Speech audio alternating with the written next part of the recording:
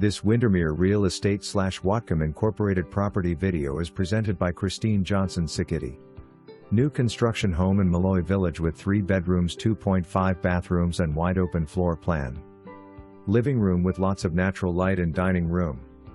Kitchen comes with great cabinets and quartz countertops, and you get to pick your handles for the kitchen and bathrooms. Comes with stainless steel kitchen appliance and your choice of flooring color and paint inside.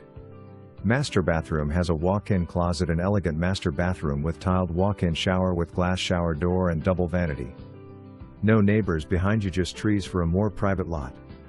Home is under construction and will be finished in 3 months. Common areas include a playground, clubhouse. Photos are of a finished house with same finishes inside. For more information, review the details below.